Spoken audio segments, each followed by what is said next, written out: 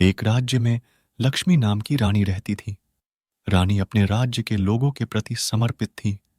वह अपने कर्तव्य निष्ठा का बहुत ही अच्छे ढंग से पालन करती थी, जिसके कारण उनके राज्य के सभी लोग रानी से बहुत ही प्रसन्न थे। रानी ने अपने राजा इंद्राज के संग कई लड़ाइयां लड़ी थीं और फतेह हासिल किया था, जिससे पता चलता है कि रानी कितनी बहादुर और तेजस्वी थी। परंतु रानी एक आंतरिक समस्या से लड़ रही थी, जो रानी कभी किसी राजा से नहीं हरा और ललकार कर रण में जीत हासिल किया, वह अपने ही राजा से हार गई। दरअसल राजा इंद्राज एक व्यापार के सिलसिले में दूसरे राज्य में गया। वहां का राजा रघुवीर उसका खास दोस्त था।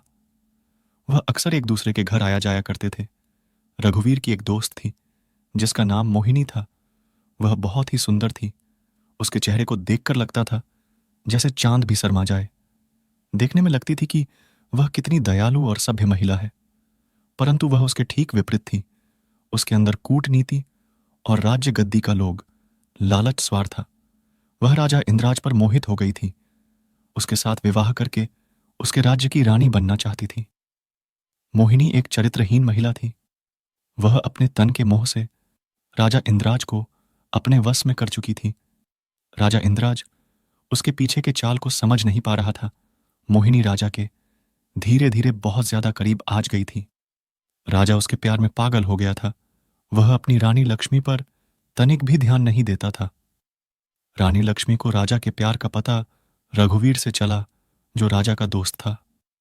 वह बहुत ही उदास थी कि हमने अपने दुश्मनों से तो कई लड़ाइयां लड़ी, परंतु मैं आज अपने घर की लड़ाई में लगता है हार सी गई हूं। राजा इंद्राज फिर अपने दोस्त रघुवीर के घर जाता है। व्यापार के बहाने रानी समझ जाती है कि वह उसी से मिलने जा रहा है। उसने जाने से इनकार किया, परंतु राजा नहीं माना। रानी की आंखें भी फरक रही थीं। उसे पता था कि कुछ अनहोनी होने वाली है। राजा रघुवीर के पास जाता है और आराम करने के बाद वह चरित्रहीन औरत मोहिनी से मिलता है। इस बार मोहिनी अपने मन में ठान ली थी कि अब की बार राजा के संग जाऊंगी, उसकी रानी बनकर, और राज्य गद्दी पर बैठूंगी। राजा से मिलते ही उसने राजा की बाहों में लिपट गई और अपने मीठी मीठी बातों में फंसाने लगी। वह राजा को झूठी झूठी बातों से कान भरने लगी कि राजा रघुवीर के साथ तुम्हारे रानी लक्ष्मी का चक्कर चलता है और वह एक दूसरे से प्रेम करते हैं। मैं इसका साक्षात प्रमाण हूं। रघुवीर मेरा खास दोस्त है। उसने मुझे सब कुछ बताया है। राजा इंद्राज उसकी बातों में आ गया, मानो जैसे उसने कुछ खिला पिला दिया। इस प्रकार उसकी बातों पर तनिक भी संदेह नहीं किया और अपने दोस्त रघुवीर से रुष्ट होकर वहां से चला आया। और वहां से आते ही रानी लक्ष्मी को उसके राज्य से निष्कासित करने का आदेश कर दिया। इस पर मंत्रियों ने सवाल किया, परंतु राजा उसका जवाब नहीं दिया और न ही चर्चा किया। राजा के दुख से पीड़ित रानी लक्ष्मी ने भी रोकर राजा का राज्य छोड़ दिया और जंगल में जाकर रहने लगी। वह अपने मायके जाना भी उचित नहीं समझती थी, क्योंकि उसके मायके में राजा का बड़ा नाम था। वह उसे डुबाना नहीं चाहती थी। राजा ने मोहिनी से दूसरी शादी रचा लिया और मोहिनी के कहे मुताबिक उसे रानी बना दिया और राज्य गद्दी दे दिया। मोहिनी रानी होने के अवधे को समझ नहीं पाई और उसका गलत उपयोग किया। धीरे धीरे राज्य के लोग राजा से बहुत नाराज हो गए, क्योंकि राजा ने प्रजा की समस्या को सर नहीं सुन रहा था। वह रानी मोहिनी में लीन था। राज्य की जनता अपनी रानी लक्ष्मी को बहुत ही याद करते थे। एक दिन राज्य में बहुत भयंकर आंधी तूफान आया और पूरे राज्य को तबाह कर दिया। जनता हाय हाय करने लगी और राजा से अपने रक्षा के लिए उनसे आग्रह करने लगी। इधर मोहिनी राजा का पूरा धन राज्य के गुप्त मंत्रियों के द्वारा दूसरे राज्य में पहुंचा दिया था। राजा जब प्रजा की मदद के लिए धन की खोज की तो उसे कुछ नहीं मिला। सारा धन गायब था। राजा हैरान हो गया और रानी से पूछा तो उसने जिम्मेदारी से हटते हुए कहा, हमें नहीं पता, हम धन के बारे में नहीं जानते। राजा को एहसास हुआ कि वह तबाह हो गया है। उसकी रानी मोहिनी ने उसके साथ छल किया है। इधर राज्य की जनता उसकी उम्मीद लगाकर बैठे थी।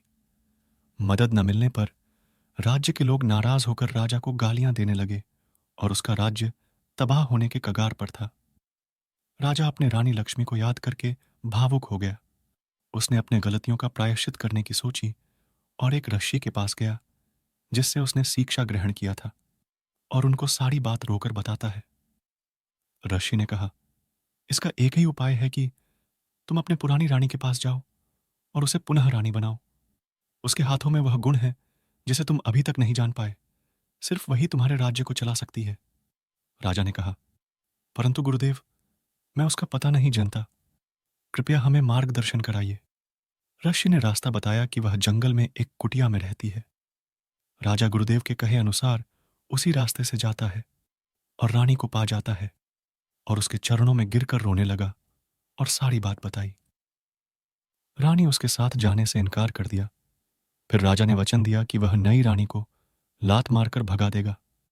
रानी ने सहमति दिया, कहा, ठीक है।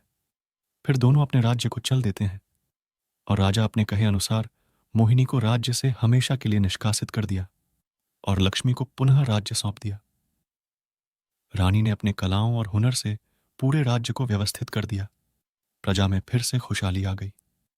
राज्य फिर से हरा भरा हो गया और राजा ने कभी ऐसी गलती ना करने की कसम खाई। कहानी का उद्देश्य, गलत विचार हमेशा गलत ही राह दिखते हैं।